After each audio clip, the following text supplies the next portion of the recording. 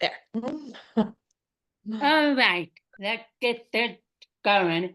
I wanted to thank you and welcome you to the Cat Chat podcast. So I appreciate you finding the time to talk to me about your latest book, which is called The Library of Second Chances. And I'm going to get through my little note. So thank you for Thank, being here tonight. thank you for having me. I'm really excited to join you, and I love that you've tabbed it all up. Hopefully, all good things. I got influenced by one of my students because one of book trading. So I would find a book that she would like, and she would find books that she thinks I would like. And I thought her annotation was like, And I just happened reading the book. Oh, that's a cute moment. Oh my God, I need to talk to Savannah about this. I love it. Thank you. All right, let's talk about background. How did you get into writing? What inspires you to be a writer and an author? I actually started my career as a corporate attorney, and people think that's so different than now being a journalist and an author, but it's not because I really just wrote contracts and loan documents all day. So even as an attorney, all I did was write, and I just have found more interesting things to write about these days. So I left corporate law to become a sports business reporter.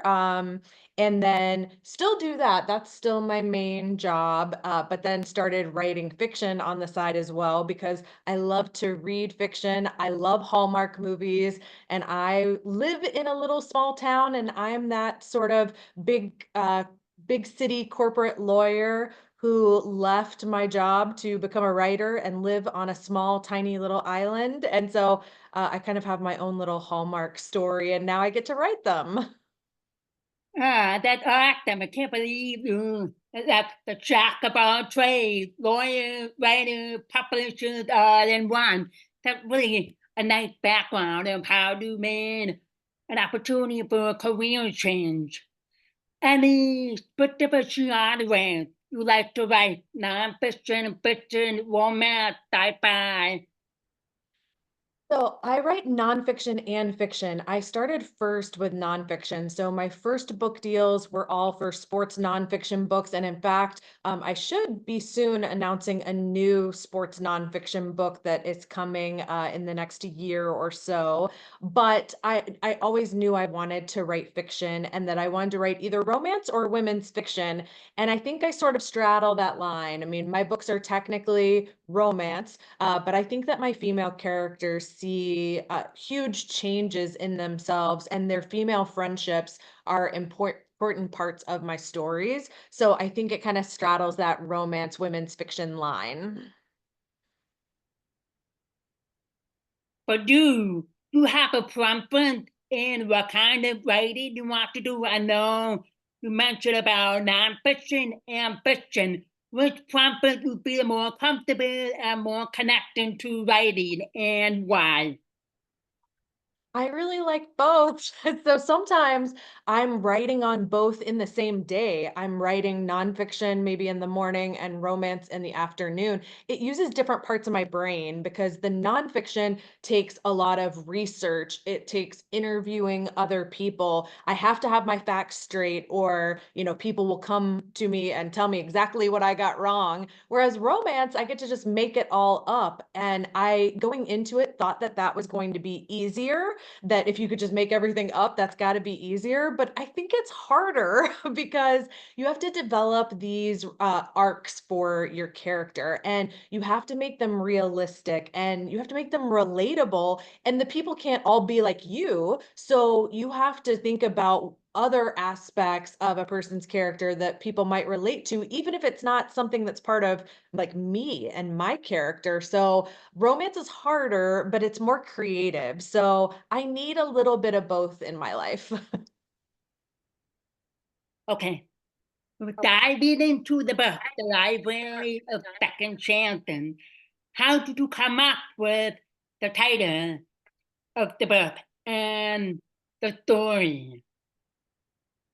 So I have to give a credit to Ginny Hale at my publisher for the title because she came up with the title. So I can't take credit for it all. I had a completely different title when I pitched her this book, and I think she found the perfect title. I loved it as soon as she sent it to me. It was not our first title. We went through several I didn't like, but I absolutely loved this one.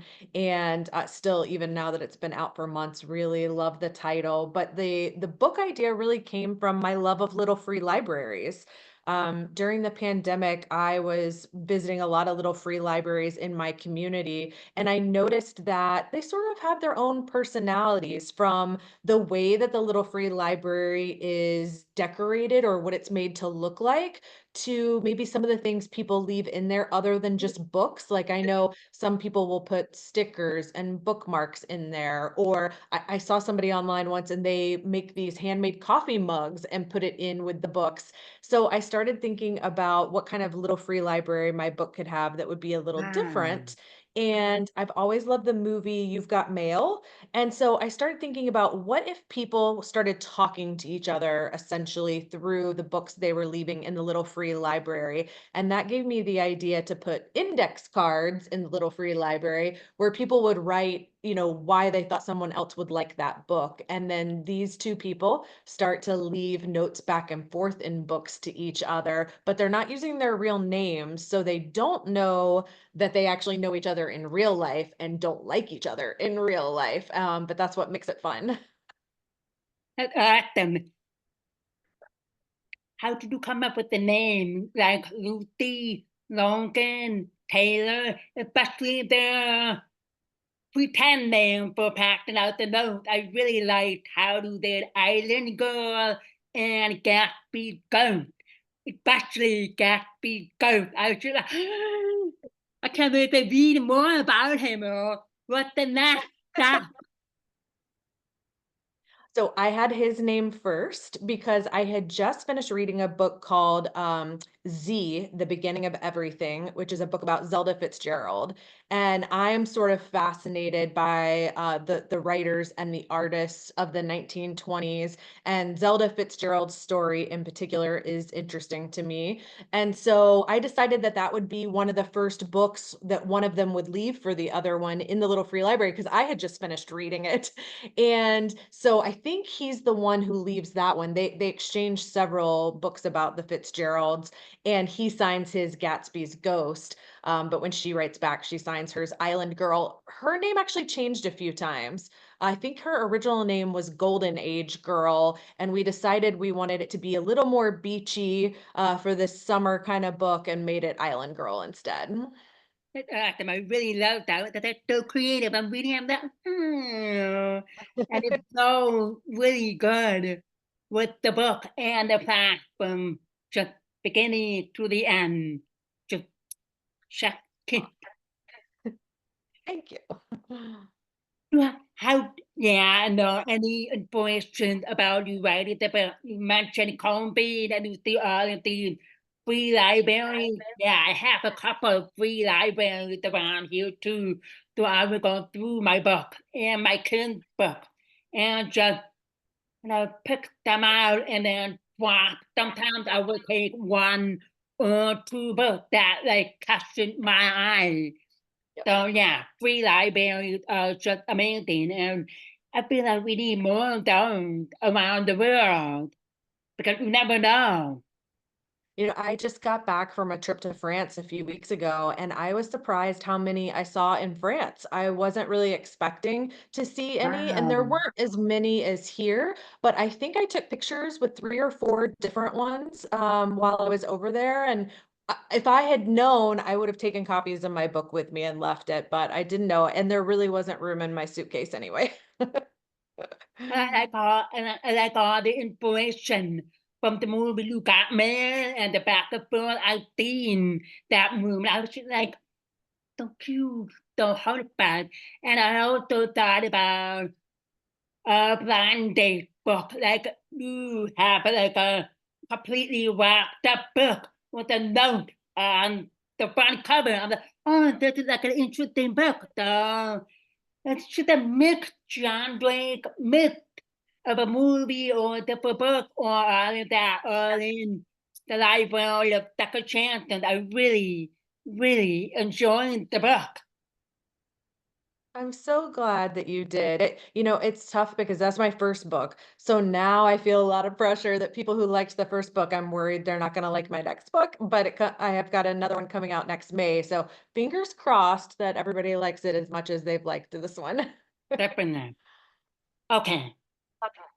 With this book, I know we talked about it off the record a little bit, but what are your images in your mind after you wrote the book? You have a specific Hallmark character, Hallmark actor, whatever, for any of the characters from the book. So when I sit down and I start writing a novel, I cast the characters immediately because when I write, it plays out in my head like a movie. Like I'm just writing what I'm seeing and what I'm hearing the characters say to each other. So I need to be able to picture them. And I'm a huge Hallmark fan, so it's always Hallmark actors and actresses.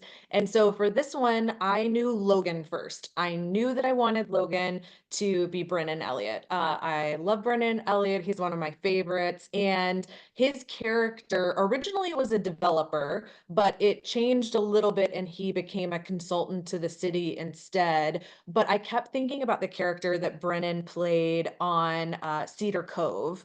And that guy did not have a lot of redeeming qualities. So I had to make Logan a little nicer and a little better person than his character on the TV show was.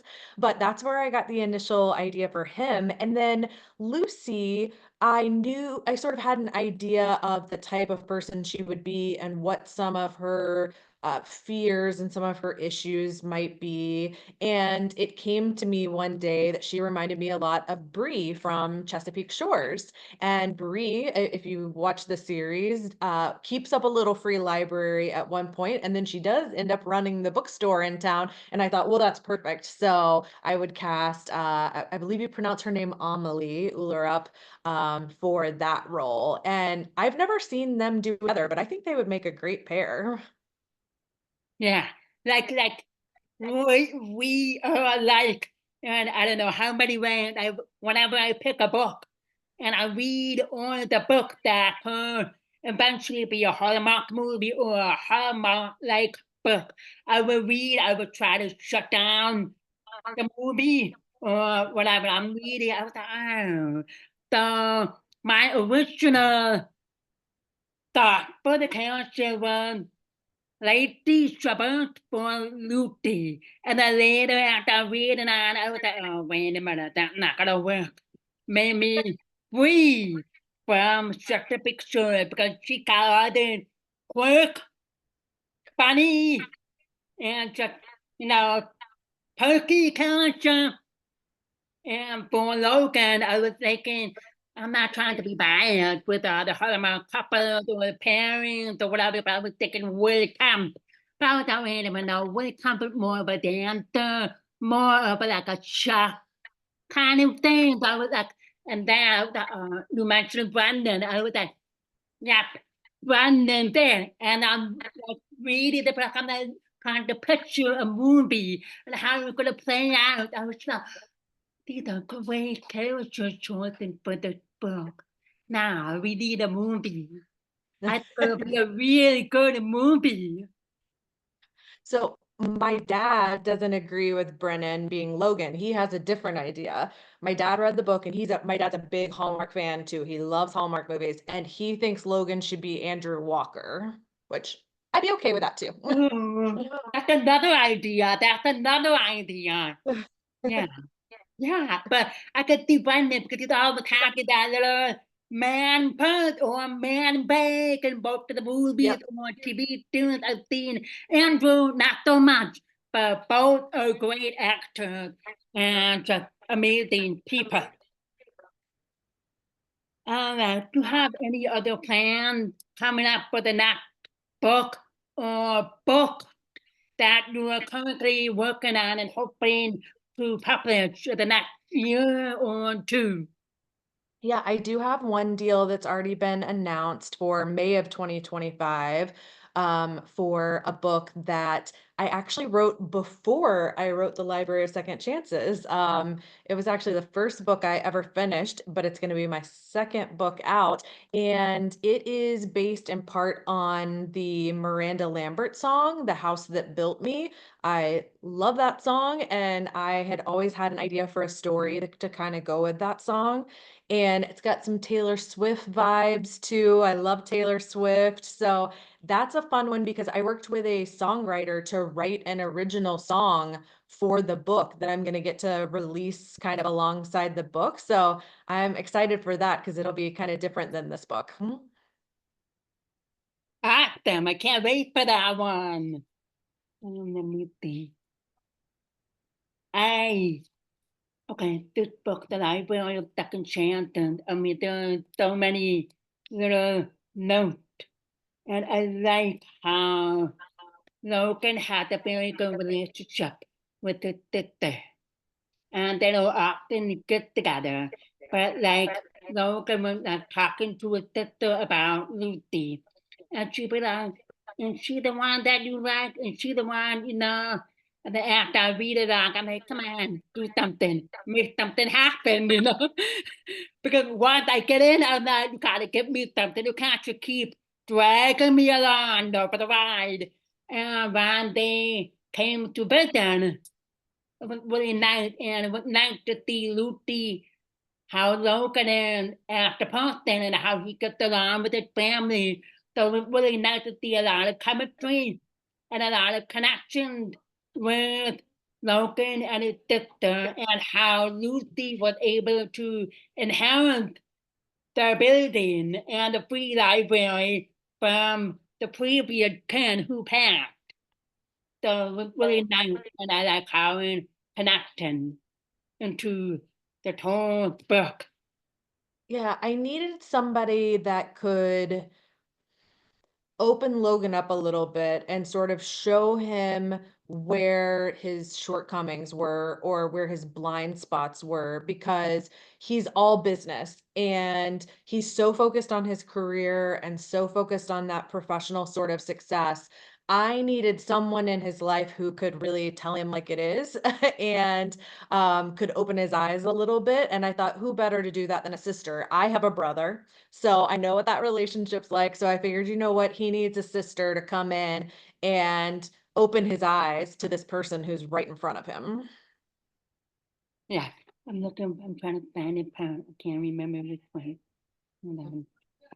There was a part like how Logan became selfless, and he was trying to help Lucy to be able to buy the building.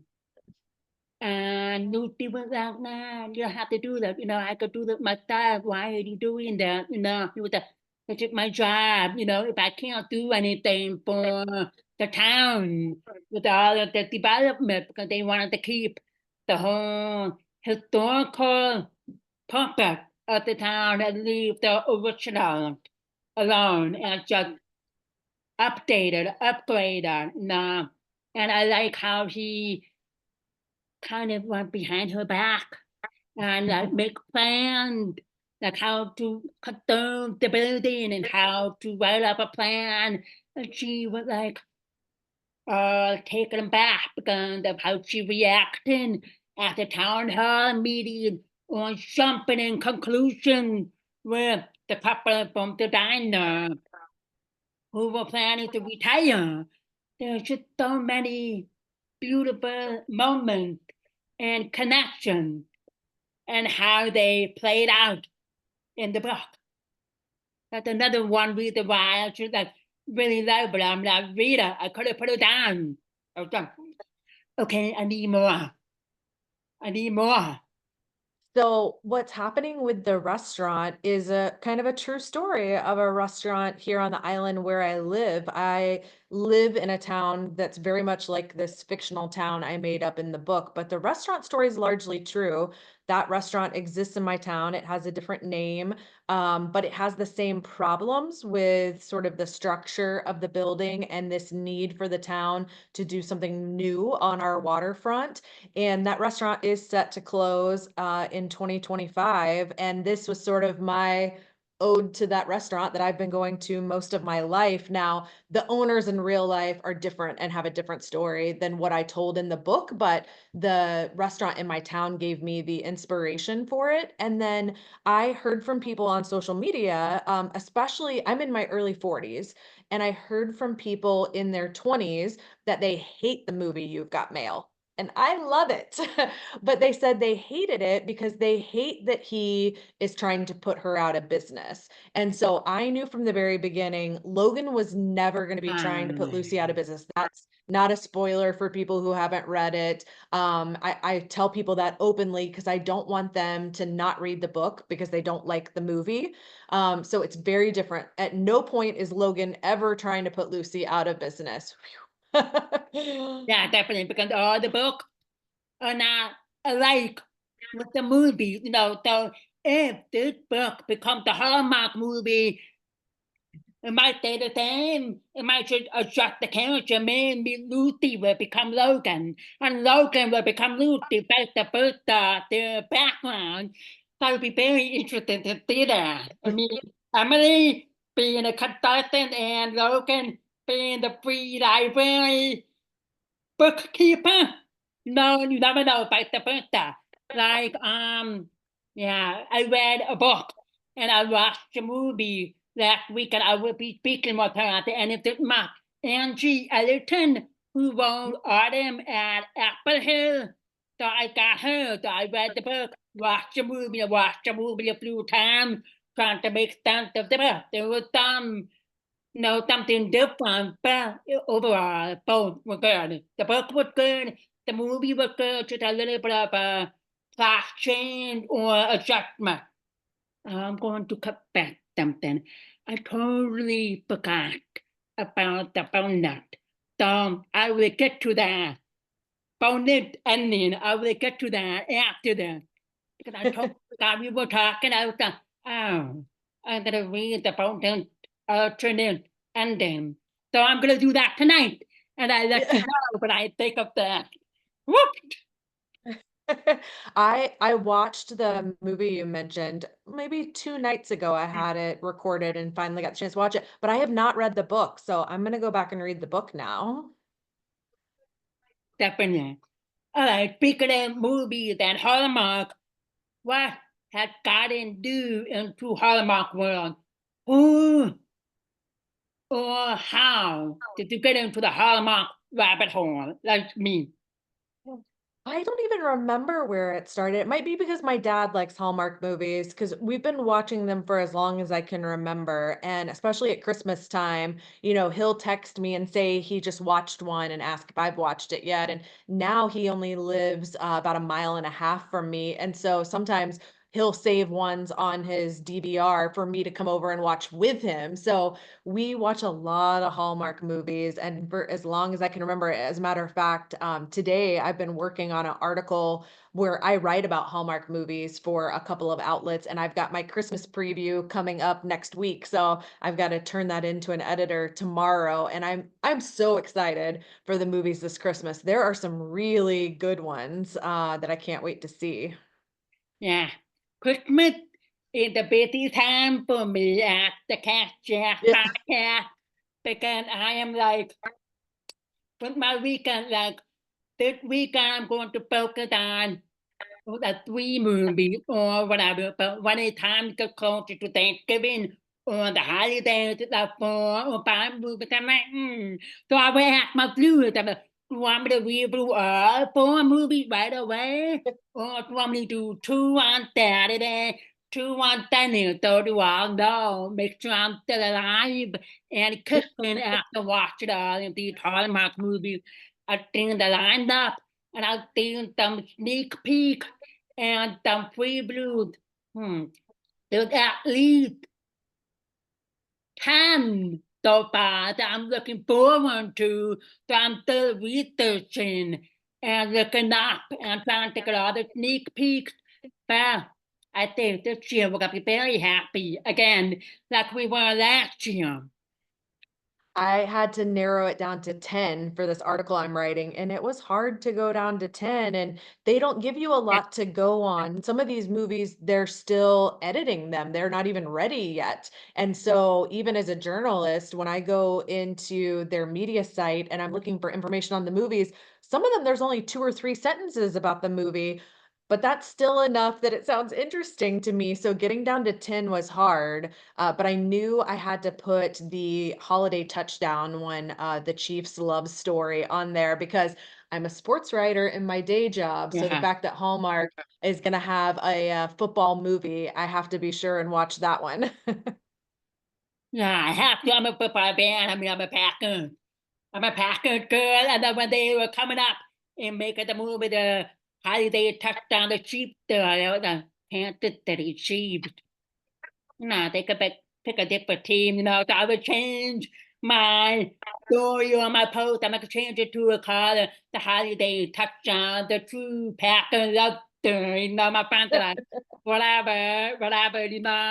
I had a couple of friends who were able to put in the location of Kansas City at the holiday touchdown, and my friends they were like really surreal being able to see a location and how Hallmark movies work in action. I'm like, if only they have something in Wisconsin sometime soon, that would be great.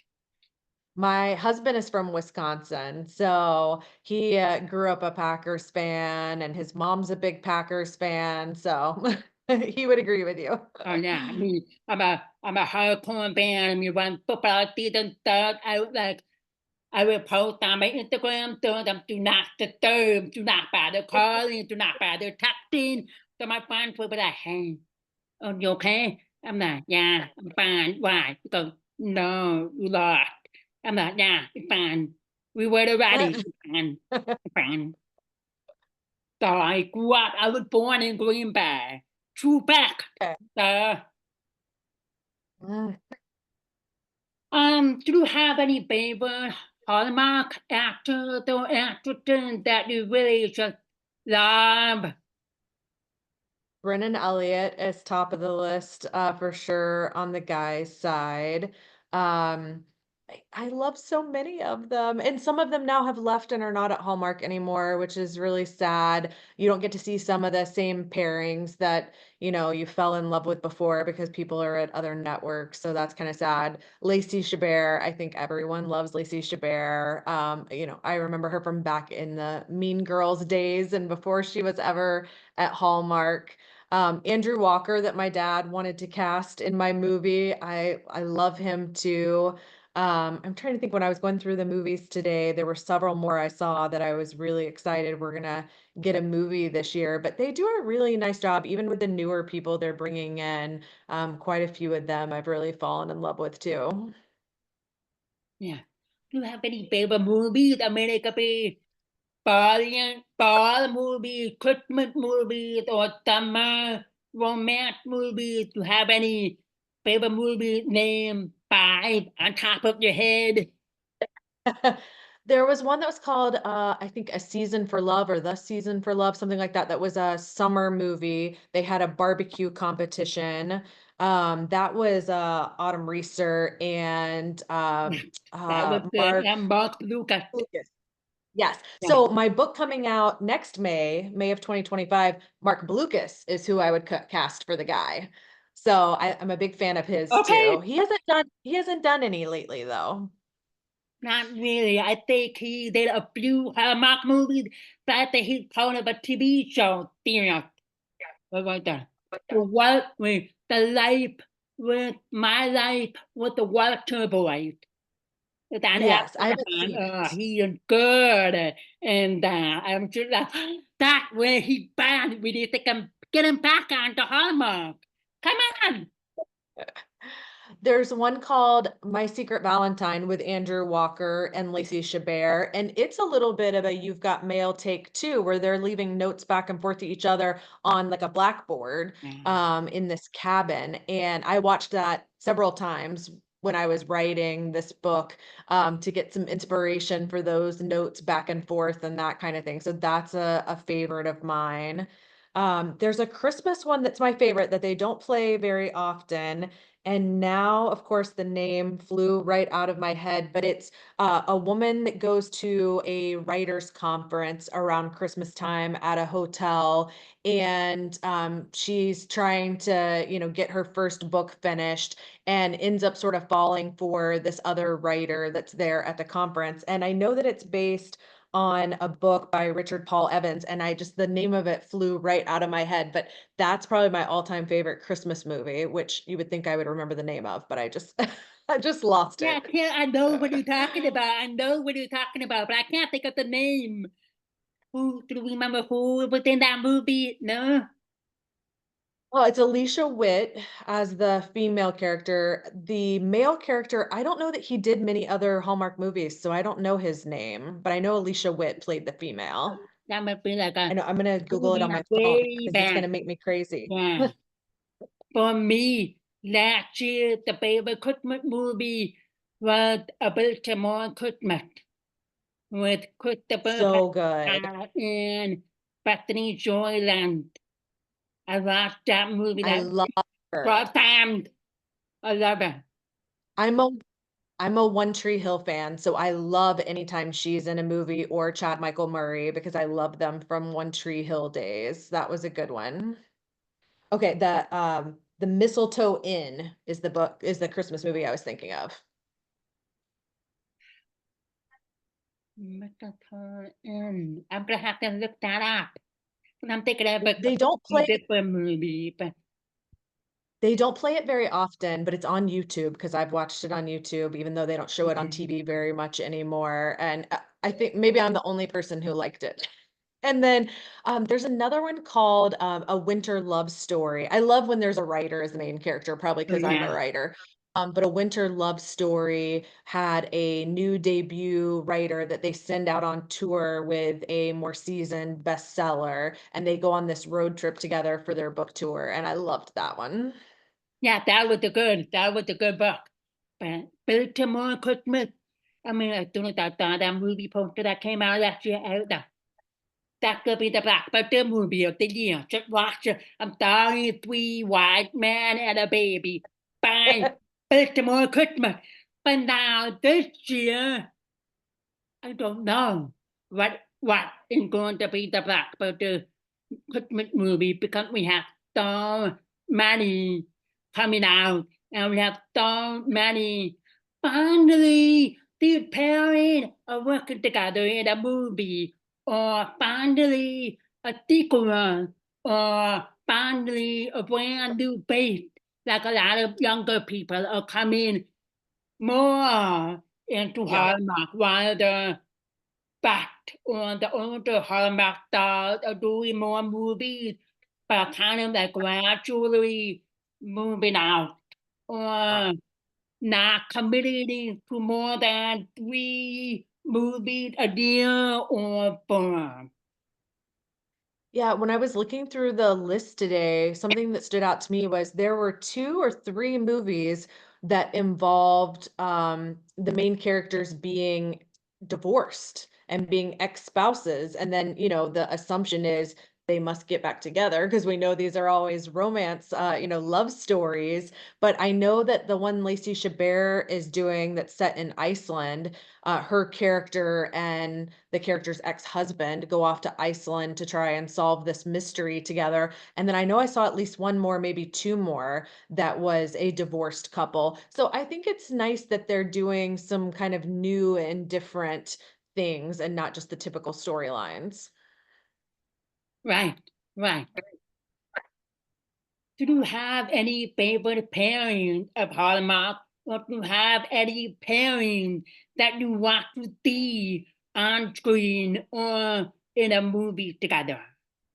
Oh, well, Brennan Elliott and Lacey Chabert are pretty hard to beat. Their movies are always so good. They have great chemistry together and they're just funny. There's always sort of a lightheartedness to the movies that they do together. So I love seeing them together.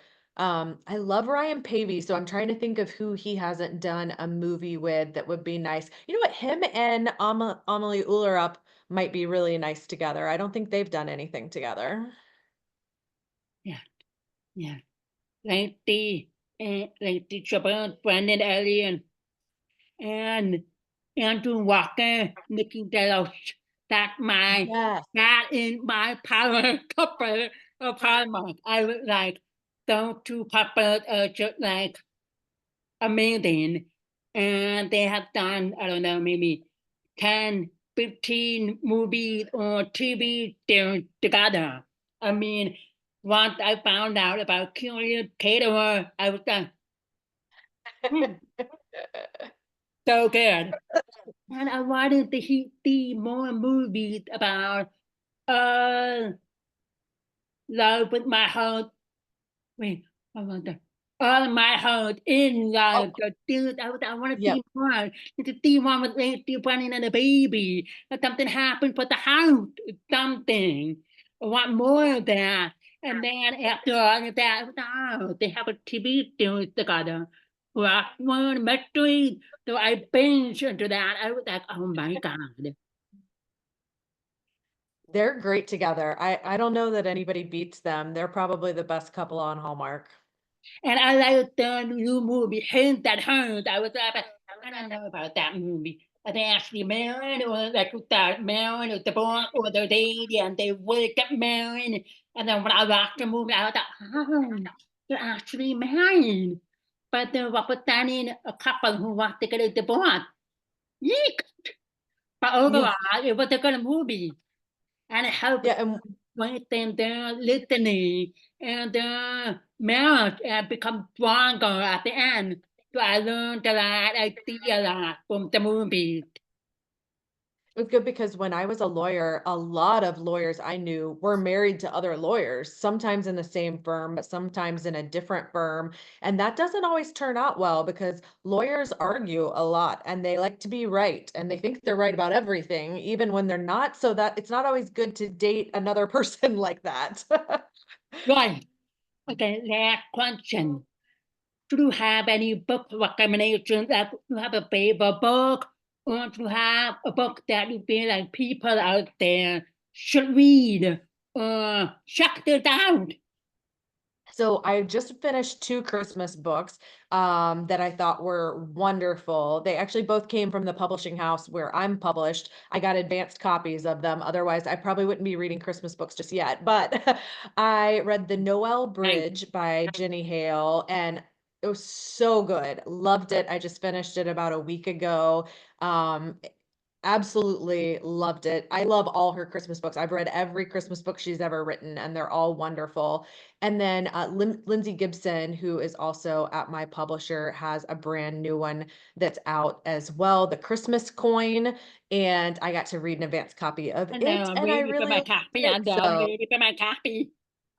yes, two very, very good Christmas books. And I'll plug one more that's not Christmas and is more of a rom-com, but the first ever Native American rom-com published by a big publisher. It's called The Truth According to Ember by Danica Nava.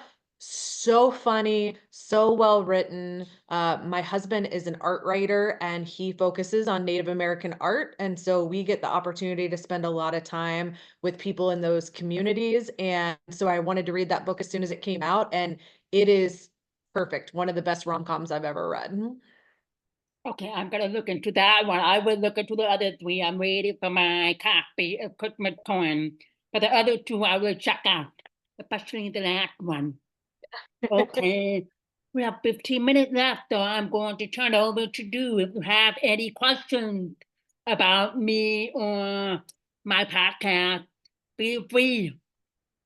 I don't know if I've ever heard, I've listened to some episodes. I don't know if I've ever heard you say how the podcast got started. What made you want to do a podcast? The podcast. Um, it all started with a band event that I went to 2022 called Wamba Drama Live. And it was my first event. Originally, it was supposed to be in Atlanta, but then got postponed to, and then I thought, well, this one will be bigger and better. We got more things coming. So what Palm Beach, Florida? I'm like, oh, happy birthday to me, because it was originally for January, but they postponed to June. So I caught my countdown for Tyler Hang went from 21 days to 150 days. I was like, okay, it's worth to wait for. So when I got to the event, I met so many people. I met a lot of podcasters. I met authors. I met media, and I was able to connect with one to another.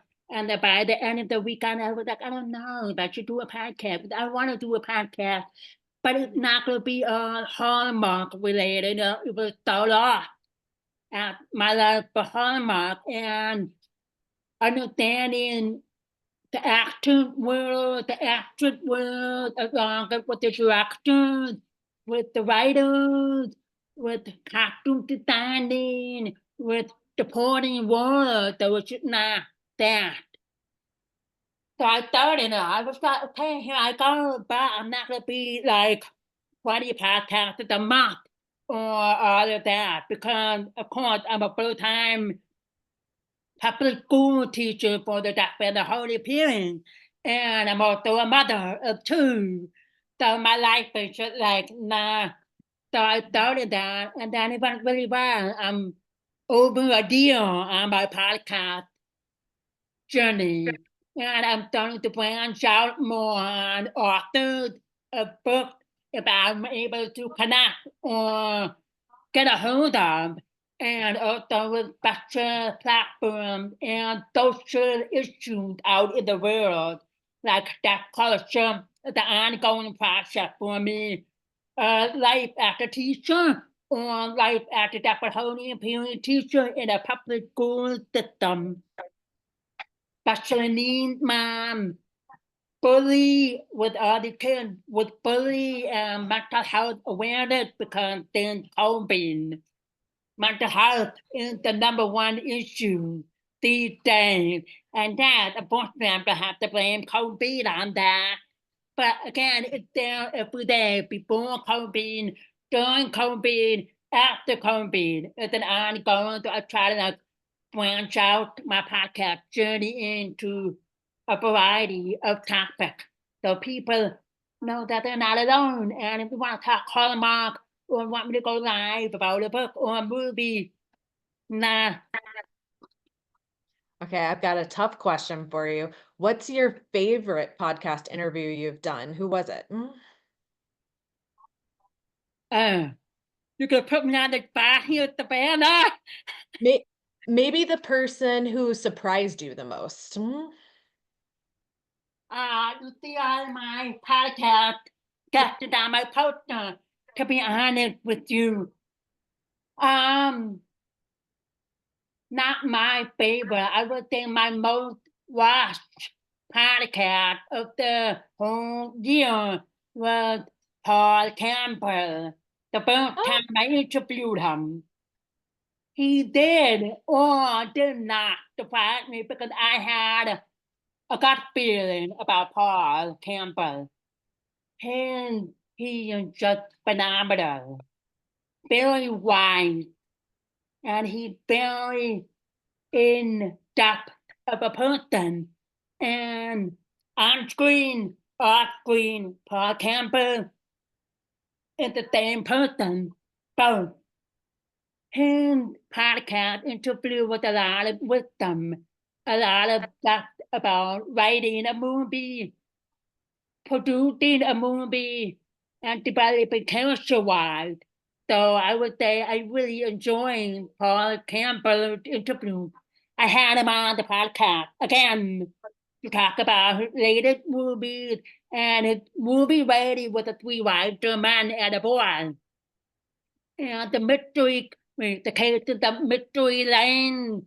So that was one of my really good podcasts. But overall, whoever came on my podcast, I learned something new. I learned something new about the person on and off screen. and different connections. So I would say Paul Campbell is one of the most viewed and most interesting podcasts I've had. Everybody was interesting in their own way, funny. So some of them are funny, some of them are like a really heartfelt connection. The other one was Nikki Della. She Ah, was everything. I mean, I was like totally trying not to fangirl during the podcast, but she was beautiful. And we had like a really heartfelt conversation about how her Hallmark movies impact the community and me, as well as everybody. And she's also a special needs mom, and I am a special needs mom. So there's so many factors with every podcast that I've had on the Cat Chat podcast. So that's that. oh. Okay, I've got one more for you. What has been your favorite Hallmark movie this year?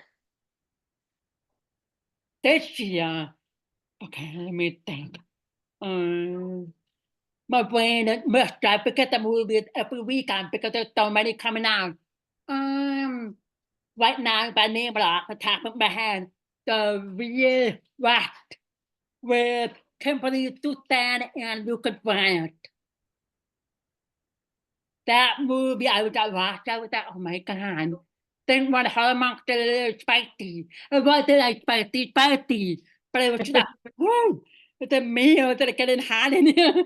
That movie was really, really good. So at the top of my head, that movie is number one out of what I've seen so far.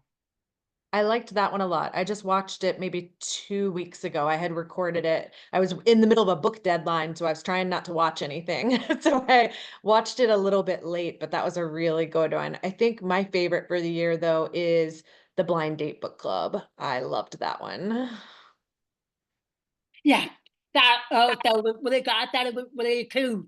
You know, like with all the information that I feel like I want to go to the library that blind date book club and I just pick a book and just be part of that. Because anybody can be part of that. Yeah. If you ever go to, I'm sure other bookstores do it, but if you ever go to New York City, the Strand, the big bookstore there, their front table is all blind date book club stuff.